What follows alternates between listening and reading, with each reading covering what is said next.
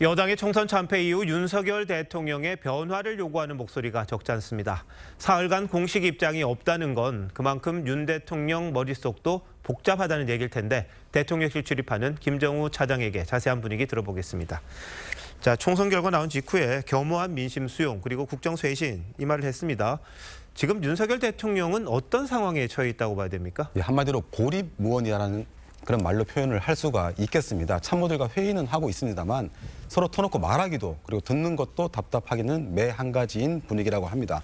그동안 윤 대통령은 고비마다 타협하지 않는 승부사의 기질을 보여왔는데 이런 기질에 대한 평가도 뚝심에서 고집으로 바뀌게 된 상황입니다. 그래서 윤 대통령이 이번 총선의 결과를 오롯이 체득하기까지는 시간이 좀 걸릴 수밖에 없을 걸로 보입니다.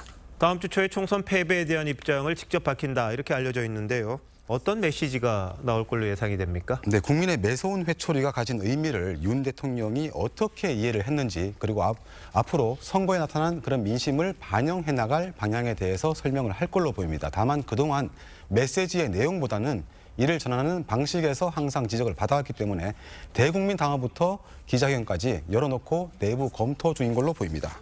네, 변화 메시지라는 게 이게 말뿐만이 아니라요. 인적 개편으로도 보여줘야 하잖아요. 그런데 지금 당장 비서실장을 누구로 하느냐 이것도 지금 힘든 것 같아요. 일단 이르면 모레쯤 발표가 예상이 되는데 내부에서는 그 고심의 고심을 거듭하고 있는 걸로 전해졌습니다. 지금까지 2명의 그 비서실장 모두 정치권이 아닌 경제 관련 출신이었습니다. 그래서 현 이관섭 실장의 경우에는 나름 대통령에게 직언과 설득을 하는 일종의 레드팀 역할도 해왔다고는 합니다만 지금 전국 환경이 완전히 바뀐 만큼 정무형 실장으로 대체해야 하는 그런 기류인 걸로 전해졌습니다. 그런데 아직 검토 단계보다는 언론 하마평으로 언급되는 인사들, 예를 들어서 이동관 전 방통위원장의 경우에 그 보도에 언급됐다는 그 이유만으로 민주당이 대국민 선전포고라고 공식 논평까지 낸 걸 보면 실제 인선까지는 갈 길이 멀어 보입니다.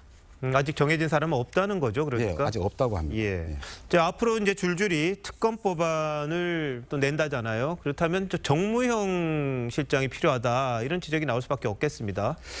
예, 그리고 총리도 마찬가지인데요. 그 야당과의 소통이 가능한 인사를 우선적으로 고려 중이라고 합니다. 다만 인선에 시간이 좀 걸릴 텐데 인사청문 과정도 변수가 됩니다. 지금 후보자를 만약에 지명을 한다고 해도 한 달 반 남은 21대 국회에서 청문회 일정하고 인준까지 마치긴 쉽지 않아 보입니다.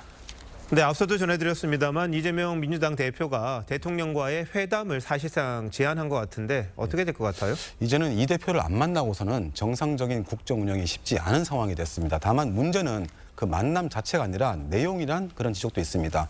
윤 대통령으로서는 거대 야당의 협치와 협조를 반대로 이 대표는 국정기조 전환을 요구할 텐데 만나기에 앞서 서로 요구하는 담론에 대한 사전 합의도 쉽지 않은 거 아니냐 이런 시각도 있습니다.